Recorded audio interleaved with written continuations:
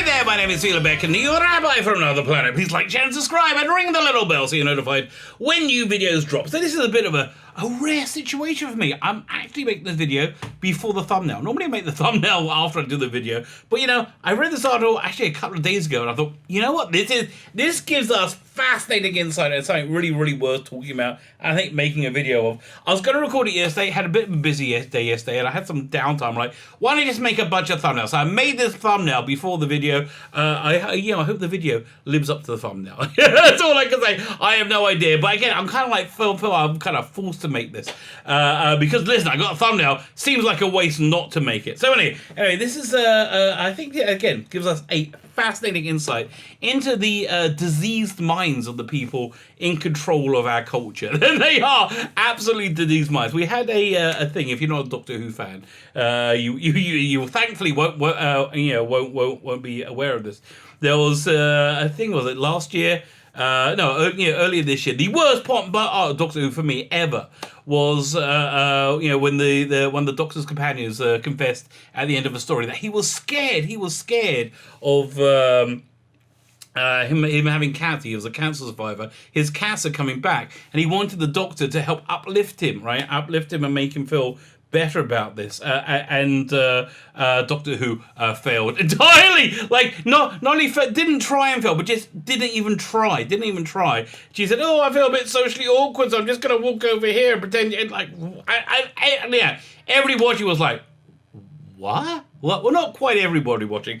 I finally, because of this article that we're about to read, I finally understand what was going on with that, and that these people who again have a stranglehold on our culture, they hate heroism. They absolutely hate heroism. Now, I thought they hated heroism because it's an expression of toxic masculinity. The traditional heroism is very toxically male. That's why. But you know what? I don't think that's the reason. I think there's a more pathetic reason. And if there's a more pathetic reason, you can ascribe to these people. You should go for the more pathetic reason. Like Occam's razor, you should always go for the simplest answer. When you're dealing with the Twitterati, always go for what's the worst thing you can imagine, and that's it. And it's people being heroic makes them feel bad, because being heroic takes struggle, determination, time, and effort. And these are all things that they hate. They cannot stand them. They make them feel bad. They make them feel jealous, right? So then when Doctor Who had this line about not being heroic, saying feeling a bit socially awkward, for them that wasn't being heroic, because it was them empathizing with these other losers, these other complete losers, who live on Twitter, saying, "See, it's like you don't have to be a hero. You don't have to feel bad because you don't want to put the effort into being a hero." So it's all driven by basic petty and ridiculous jealousy, which I think a lot of their nonsense is driven by. So we're going to read this article. I think that with that understanding makes everything a lot more a lot more tangible. Fine, but before we get there, can I ask you guys, can you hit the like button? That would be fantastic. Thank you very much. I'm very, very grateful to each and every one of you that does indeed hit that like button. Thank you very much. Can you hit the share button? That'd be really awesome. But the button, I really would love you to press the subscribe button. Can you subscribe?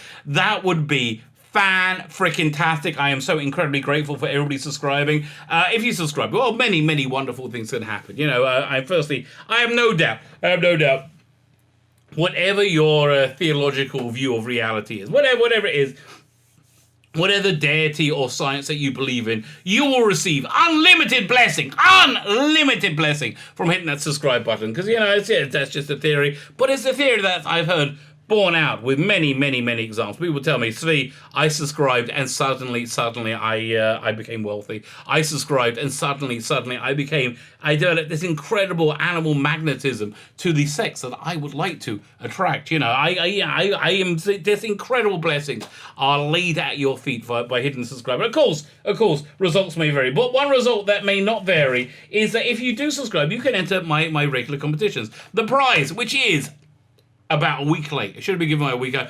Maybe given away tonight. Sorry, the Saturday night, Sunday night I'm going to give away. Is this the Robots of Death, a fantastic 1976 adventure starring Tom Baker and Louise Jameson, along with a whole host of other people, in a frankly awful cover. Look at that tower. It's freaking awful. I would love to know how we went, yeah, that's the one. That's the one we want. So you also get this much better fan-made cover with it, which is just so much better. Which all my DVDs have that cover design on. All you need to do to win it is subscribe to the channel. Subscribing being the important part. Subscribe to the channel, and in the comments leave the hashtag Taran Capel. Taran Capel. You don't know who Taran Capel is? Go just copy copy it from the video notes, and you could win it, and then you'll find out by winning the story. Fine, let's look at this story, which isn't a winner. Star Wars reveals new The Empire Strikes Back story that demeans Han Solo for being handsome. You see, being handsome made this other character feel bad because Han Solo was extraordinary. So fine, let's have a quick read. I'm going to skip because I don't know how much I can get through this without vomiting in my own mouth. But let's have, that's weird. Listen, I'm reading the story. It's in Bounding in Comics by the fantastic John O'Trent. Bounding in Comics. And then they got the video about this within the story. I'm just confused. If I click this video, will it then play the story, and then inside the story they'll have the video, and it'll keep going, on and on, ad infinitum.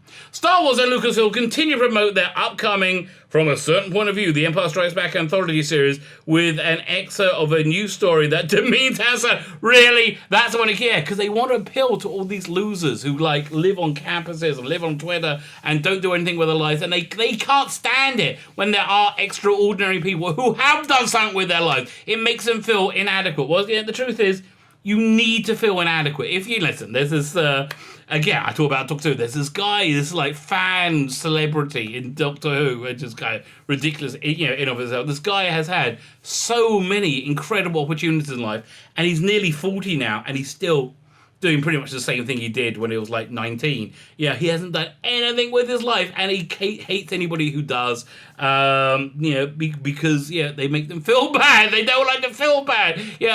Do something with your life, and don't look at other people. Go, I want to be. Why should you be special? What I am? Because he's worked for it. He's put time into being that person. He's put effort into it, and I know putting time and effort into something is something that's an anathema to these idiots. But still, nonetheless, they still get confused. An excellent story written by C.B. Lee, entitled "A Good Kiss," was exclusively published to Gizmodo, again another brain trust, and goes out of its way to demean Han Solo. The story follows Chase Wilsaw, which is, so you see this picture here in the background? This guy walked by Han Solo in the background, and they make a whole story about him, right? Okay, no, we're not going to do a story about Han Solo. We're not going to do a story about Princess Leia. We're going to do a story about the bloke in the background who walked. Really? I'd love to know who this extra was. The story follows Chase Wilsaw, the character who walked between Han Solo and Princess Leia as the two bickered about Solo leaving off to pay his debts to Jabba the Hutt at the beginning of Empire Strikes Back. That guy? That's really who this is about? Wilsaw is currently a trainee of Lieutenant Dana, who wants to stop being a delivery boy and instead be assigned sentry. All these people are the baristas that work at Starbucks that go, "Fine, Your Majesty, I guess I'll get you coffee." Yes, listen, these kids, they got to understand something. You got to understand something.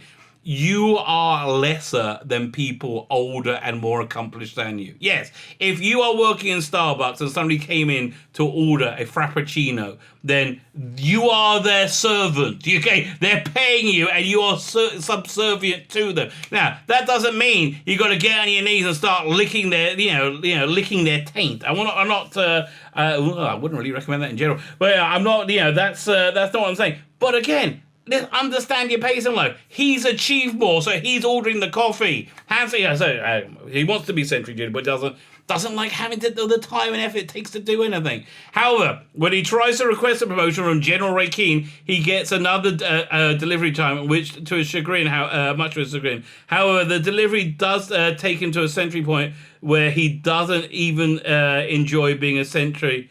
Well, it takes him to a sentry point where he doesn't seem to enjoy being the sentry point while delivering his package. Okay, fine, blah, blah, blah. Okay, this goes on and on and on. I don't think I can read all this. Wilson also previously admitted to Rick Ansett. One of the Sentry's comments, is it true Wilson tripped over his own feet during weapons training and destroyed 3 barracks? Okay, so the guy's a bit of a klutz and he doesn't like it. Again, in that being the case, you want to be a sentry and you do not have the acumen for it, then you practice over and over again. And not like for an hour. No, I hear people go, an hour? A whole hour? No, not for an hour. Not for 2 hours. Not for an afternoon. Not for a day. Not for a week. But for months. For years. That's what you want, that's what it takes to do it. And it's not going to be given to you for free. And you're not going to be get a participation trophy for not getting what you failed to get. Also previously admitted that he is incompetent. Okay, blah, blah, blah. Okay, fine. So it's not very good. After hearing the Sentry's comments, Wilson continues his delivery mission with another member of the Rebel Alliance apparently joining him. Okay, God, this story sounds so freaking boring, right? So fine. This guy's a bit of a nebuch, and he feels bad for being a bit of a nebuch, right?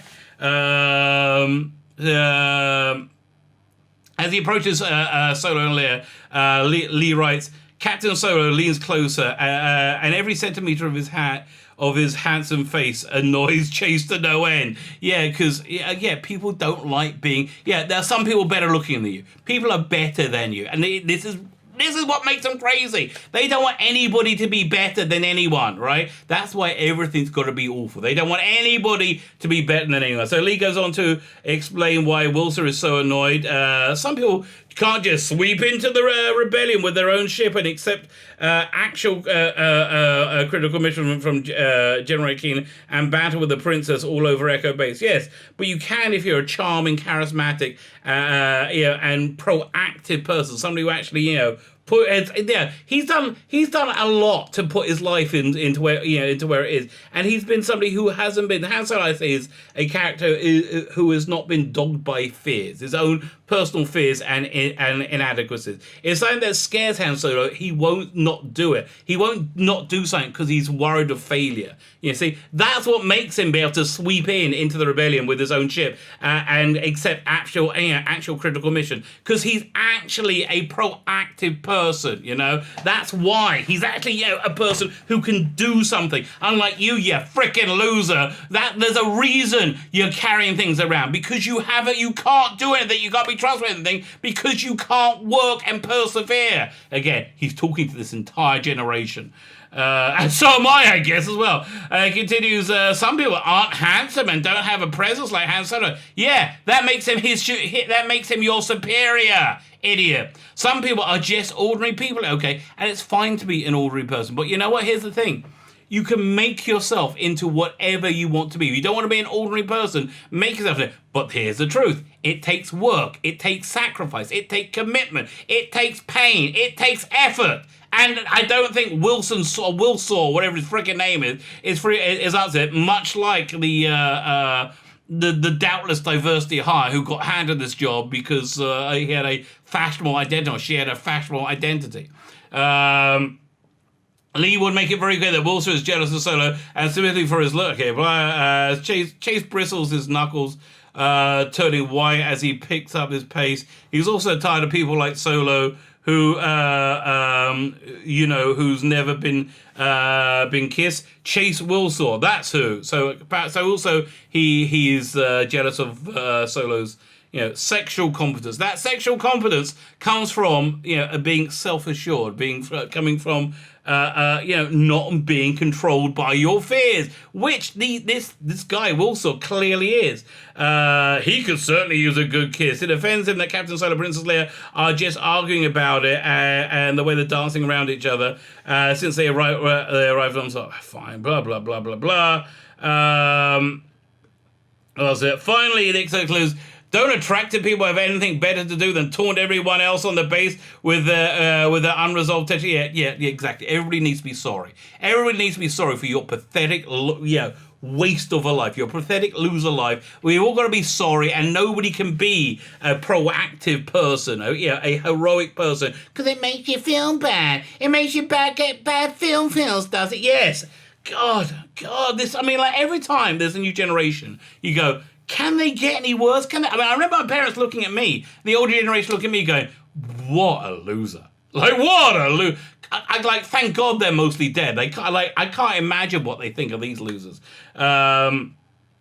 Wilson's placement about Han Solo may be based on the misinformation or outright. My guess is that Disney is just doing their best to continue to tear down the characters of the original trilogy. I think you're right there, John Trent.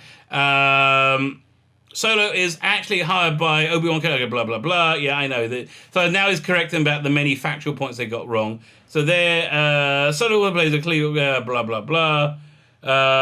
He doesn't just, okay, fine. So he spends a lot of time debunking this fictional character's argument against him. You can if you want, I guess. In promoting the article, Whitbrook wrote on Twitter, I'm very critical of Star Wars' approach to queer representation because I love it so much. Well, what happened there? 1 second. Because I love it so much, and for it to disregard who I am over and over has always hurt the hardest. What? Okay, no, these are fantastic space adventures, for 8-year-old boys. We don't need to have sexual politics. The sexual attention between Princess Leia and Han Solo was, two-dimensional. It was what an 8-year-old boy thinks romance and relationships were. That handsome pirates end up with princesses, and that's the depth of it. You don't need to look at it. It's like that weird bit, that very weird scene. Well, I'll say less than a scene. A very weird nanosecond at the end of Rise of Skywalker, which, I opened my eyes for a minute after getting like a tremendous headache when they're all celebrating the greatest victory ever. For some reason, you had two old ugly women kiss. So you got some queer representation. Like, and did it help anything? No. Again. Star Wars works best when you make it for 8-year-old boys. Star Wars works best when you make it for 8-year-old boys. And 8-year-old boys aren't really worried about queer representation. And if they are, they're a weird 8-year-old boy. They're a weird 8-year-old boy. You want to take him to a doctor. That's what you want. You take him to a doctor and say, why is this kid caring about, queer representation? And the doctor will say, well, that's one question, but I think your other question is going to ask is, why does he keep putting Darth Vader figures up his arse? Why is he doing that? I think that'd be the first question the doctor will probably ask such a child. But he added, but today, I got to reveal a male queer Star Wars character, and it's silly, but it means so much to me. Yeah, because you're insane. You're absolutely insane. So fine, good. It means so much to you. It means so much to lots of people. And subsequently, he added, Chase Wilson is a tiny step he's a tiny step in the direction of utter patheticness. This is what they care about. No, you want to aspire to being a hero like Han Solo. You don't want to be walking around going, nah, I want to be a Senator. I want to watch Han Solo pepper me. I don't like it. Blah, blah, blah. So he goes, Chelsea Wilson is a tiny step in a sea of other tiny steps in this era of Star Wars canon. Yeah, Star Wars canon. That is going to be thoroughly good and a welcome one. So again, you have a pathetic character who's jealous of Han Solo because Han Solo's better than him. That's basically the bottom line. And you made him gay, and that made you feel good. Really? Thank you to _C_Blee for making GFFA a little bit more like me. Okay, a boy who likes... Okay, exactly. Why not make it a little bit more like Star Wars? Really? Rather than making everything about me, make it a little bit more about Star Wars. Author C.B. Lee responded by saying, thank you! It meant so much to me to write Chase and his journey. A baby queer fan... Oh, God. God, I hate all this. I hate it so much with every fibre of my existence. I'm glad you're all high-fiving yourself and going, oh, it's so stunning. It's so brave. It's so stunning and brave. It's so bad. We have queer representation. Yes, wonderful. We have queer representation of pathetic, utterly pathetic, useless, waste of space, waste of life of characters. If that makes you feel good, there's something wrong with you. There's something wrong with you. You should go to the doctor with an 8-year-old boy and for goodness sake, find out why he did put a Darth Vader figure up his ass. My name is Phila Beckin, the Rabbi from another planet. Please like, share, and subscribe, and ring the little bell so you're notified when new videos drop.